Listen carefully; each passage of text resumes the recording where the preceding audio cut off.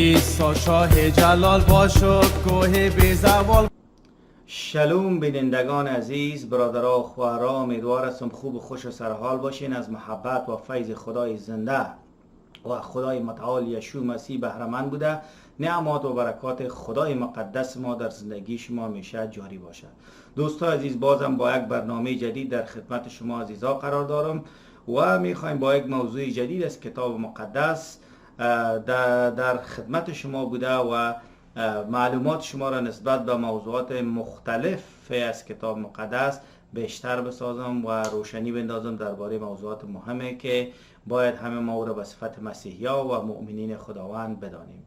این تلویزیون اینترنتی مسیحیان افغان است و تلویزیون اینترنتی مسیحیان افغان تلویزیون خود شماست که شما میتونید از طریق شبکه‌های اجتماعی، ایمیل آدرس‌ها و شماره تلفن‌هایی که در این ویدیو میبینین با ما در تماس شوین و ما میتونم به سوالهای شما جواب بدم درباره موضوعاتی که معلومات میخواین روشنی بندازم و اگر کدام پیام داشته باشین از طریق برنامه هایم پخش بکنم.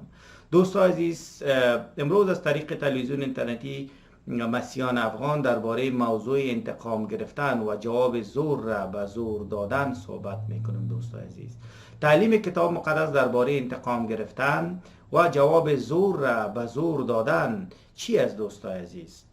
خب دوستان عزیز، ما به صفت مسیحی ها باور داریم که نباید از هیچ کس انتقام بگیریم بلکه ببخشیم.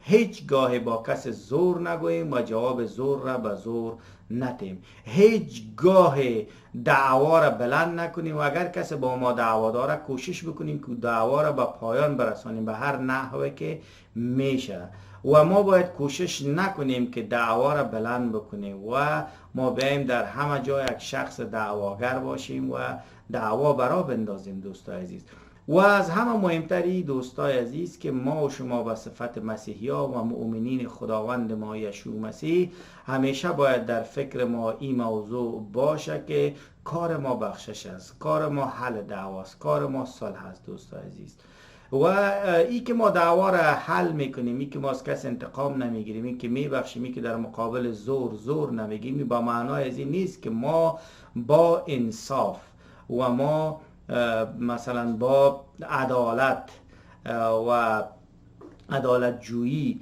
معامله میکنیم. نه خیر دوستان، هیچگاه ما با عدالت جویی معامله نمیکنیم و همیشه ما با انصاف و در کنار انصاف و عدالت ایستاده هستیم و همیشه از حق و حقوق خود و دیگران و از عدالت و انصاف حمایت میکنیم و دفاع میکنیم. ولی که منظور ما درباره از اینکه از کس انتقام نگیریم و باید ببخشیم، منظور ما از اینکه ما باید جواب زور را به زور نگوییم، منظور ما این که ما باید کسایی باشیم دعوا را خاموش بسازیم و دعواگر نباشیم و دعوا را به پیش نبریم چی است؟ از کتاب مقدس درباره موضوع میخوانم. تعلیم مقدس، کتاب مقدس در این باره چی است؟ متی فصل 6 آیه 38 تا آخر آیه 42 گفته شده که اگر شخص چشم کسی را کور کند باید چشم او را نیز کور کرد و اگر دندان کسی را بشکند باید دندانش را شکست.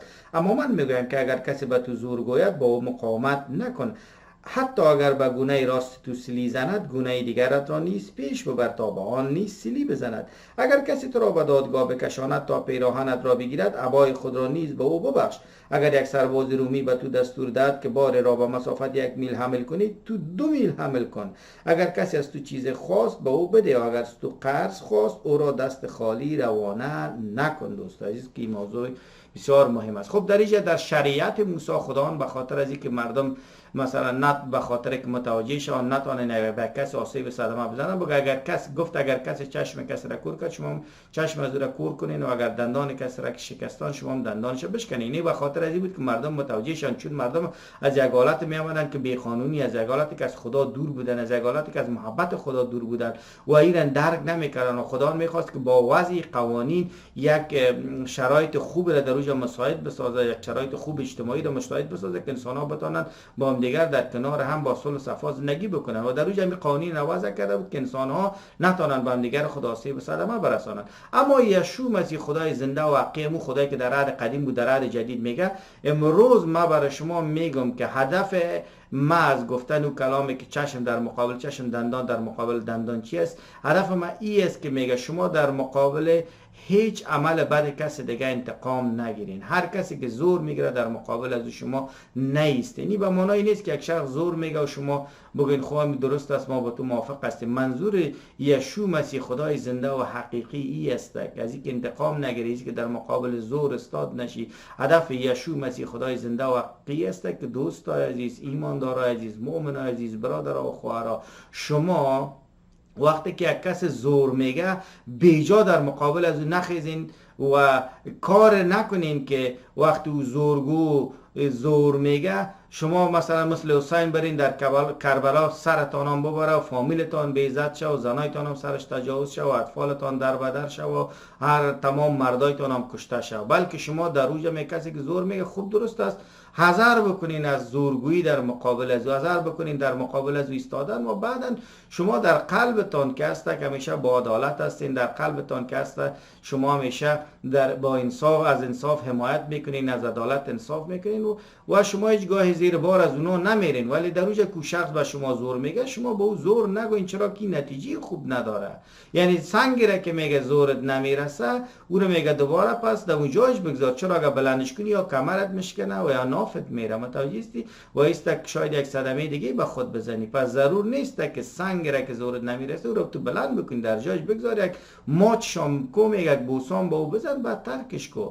پس در اینجا ما شما میبینیم که در بین مسلمان ها آمدن از حسین یاد میکنن که رفت در کلبه این کار کرد و او کار کرد، کاملا یک کار احمقانه را انجام داد که باعث کشته شدن خودش و دوستایش و همچنان بی‌عزت شدن و بی‌حرمت شدن فامیل و خانوادهش و تعرض بر زنایشان و غیره شد که کاملا یک کار احمقانه بود از نظر من. ولی در اینجا کتاب مقدس میگه هر کسی که بر شما بدی میرسانه از شما انتقام نگیرین. کسی که بر علیه شما زور میگه شما هم دیگه زور نگوین. اگه او یک زورگوی است تو هم زور بگی پس چی میمانه؟ فرض مثلا یک نفر مگ با چاقو میخواد که مثلا بس شما زور میگه، شما هم پس برین یک چاقو را بگیرین بر علیه زورگویی کنین. خود نشد. یک نفر تفنگچه میخره مثلا زورگویی میکنه، شما هم برین خیلی پس یک تفنگچه بخرین در مقابل از او بیستین، خود شما هم یک زورگو شدین. که فرق بین شما و چیز. یک نفر شما را با مشت میزنه، شما هم برین دوباره پس با مشت بزنین. پس این دیگه فرق بین شما و شخص چی شد؟ فرق بین خوب و بد همیشه باید وجود داشته باشه. یشوع مسیح خدای زنده میگه حتی کس برای راست سری زد روی چپت هم دور بده بزن برادر ما با تو کدام مشکل ندارم، ترک کن مهر دعوا را ختم کو، دعوا نکو، دعواگر نباش. دعوا برانداختن کار یک مؤمن مسیحی نیست دوستای عزیز. پس یشوع مسیح هدفش این است که فرق بین خوب بد وجود داشته باشه، فرق بین یک زورگو و تو وجود داشته باشه، فرق بین کسی که دعوا برا میندازه کسی که دعوا را خاموش میسازه باید وجود داشته باشه، فرق برای کسی که انتقام میگیره و بدی میکنه و برای کسی که مثلا انتقام نمیگیره و بدی نمیکنه و یک مؤمن مسیحی است و میبخشه باید وجود داشته باشه دوستای عزیز. و در اینجا همچنان میگه که مثال میتک مگر کسی پیرانت را میگیره و حضور داره میگیره بگو خوب هوای مرام بگی نشک همه چیز تا بگیره، نشک تو را بزنه، نشک تو را بکشه، بیخ از بین بره. خوب است که یک لباس از دستت بره، نه که جانت را از دست بدی. متوجه هستی؟ و اگر یک کسی میگه 2 میل و سربازای رومی بودن زور میگفتن برو 1 میل مثلا این بارا ببر، تو 2 میل ببر، نشک بگی نه من نمیبرم. تو چی کار است که سرمایه بارا میبری که هم دو بار سرت ببره، هم بزنید، هم سرت یک باج دیگر مقرر کنه، شاید کاملا از بین ببرید. پس یشوع مسیح خدای زنده و حقیقی میگه که شما اگه 1 میل بگو خوب من 2 میل میبرم، چون که زور میگه و تو نباید در مقابل زور بگی. ما قرار است که در صلح و صفا با مردم زندگی کنیم. متوجه هستین دوستان عزیز؟ ولی که فرض مثال او شخص زورگو میگه وقتی که میگه 1 میل ببرم این چیزا مایل یا میل که به حساب فارسی میشه ما 2 مایل او را میبریم یا کیلومتر بگیم 1 کیلومتر ما 2 کیلومتر اون بار حمل بکنیم، یا کسی زور میگه ما در مقابل زور نگوییم، یا کسی بگه پیران تا بده تو ابا و قبای تا برازو بیتی. متوجه هستین دوستان عزیز؟ این به این معنا نیست که ما با زورگویی از او موافق هستیم. نه، ما در کنار انصاف عدالت ایستاده هستیم و زورگویی از او را محکوم میکنیم، بدی کردن مردم محکوم میکنیم، انتقام گرفتن محکوم میکنیم. ولی ما در کنار عدالت و انصاف ایستاده میره همیشه محکوم میکنیم. ولی در عین حال ما میایم از عقل خود، از حکمت که خداوند برای ما داده کار میگیریم و ما هیچگاه جواب زور به زور، جواب انتقام به انتقام، جواب بدی را به بدی، جواب مثلا زورگویی را به زورگویی، جواب دعوا را به دعوا نمیتیم، بلکه ما صلح از بخشش چی میکنیم؟ از خوبی کار میگیریم. و در اینجا میگه کسی اگه از تو چیز میخوای بر از او بده. خوب یک موضوع مهم است که درباره عزیز تک میگه کسی که از تو قرض خواست و را دست خالی روان نکن، یک موضوع کاملا جداست از این. خب دوستان در اینجا موضوع چی است؟ موضوعی است که تعلیم کتاب مقدس درباره از این که کسی که با ما بدی میکنه ما نباید در مقابل از او بدی بکنیم. چرا ما فرزندان روشنایی و نیکی و خوبی هستیم. فرق بین ما و تاریکی، فرق بین ما و بدی، فرق بین ما و ظلمت باید وجود داشته باشه. کسانی که از ما انتقام میگیرن ما نباید از اونها انتقام بگیریم، بلکه ما باید ببخشیم. چرا که فرق بین فرزندان بخشش و فیض و فرق بین فرزندان انتقام و مثلا انتقام گیری باید وجود داشته باشه. اگر کسی با ما زورگویی میکنه ما باید در مقابل زورگویی از این تن به فروتنی بنهیم. چرا فرق بین فروتنان و اشخاص زورگو باید وجود داشته باشه. اگر کسی بر ما فرض مثال میایه و میخواد یک چیز را تحمیل بکنه ما نباید در مقابل از او طور بیستیم که ما یک چیز بالایش تحمیل بکنیم و یک مثلا ما به اونا ضرر برسانیم. پس دوستان عزیز ما هیچ گاهی از کس انتقام نمیگیریم، هیچ گاهی ما مثلا جواب بدی را به بدی نمیتیم. همین تعلیم کتاب مقدس است. هیچ گاهی جواب زورگویی را به زورگویی نمیتیم و هیچ گاهی ما جواب دعواگری را به دعوا نمیتیم، بلکه دوستان عزیز در مقابل بدی نیکی میکنیم، در مقابل انتقام بخشش میکنیم، در مقابل زورگویی ما فروتنی نشان میدیم و در مقابل مثلا زورگویی گفتیم که ما فروتنی نشان میدیم و در مقابل از این که یک شخص بیایه و یک چیز سر ما تحمیل بکنه ما چی میکنیم؟ تحمیل بکنه به زور سر ما انجام بده هم ما میم دوستان عزیز از فروتنی کار میگیریم. پس دوستان عزیز، مسیحا عزیز، مؤمنین عزیز، ما و شما مثل مسلمانان نیستیم.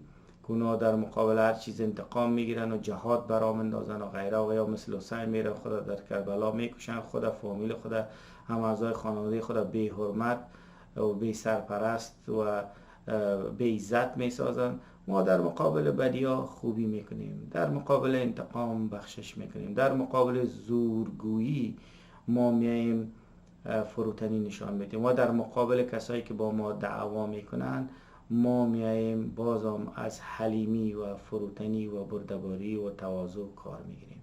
تشکر دوستان عزیز، امیدوار هستم درباره تعلیم کتاب مقدس در این مورد شما متوجه شده باشین و معلومات حاصل کرده باشین تا اینکه با یک برنامه جدید بازم از تلویزیون اینترنتی مسیحیان افغان در خدمت شما قرار میگیرم. همه شما را به خدای زنده و حقیقی یسوع مسیح میسپارم. یسوع مسیح خدای زنده و حقیقی با همه شما باد. آمین. در پناه مسیح خداوند باشید.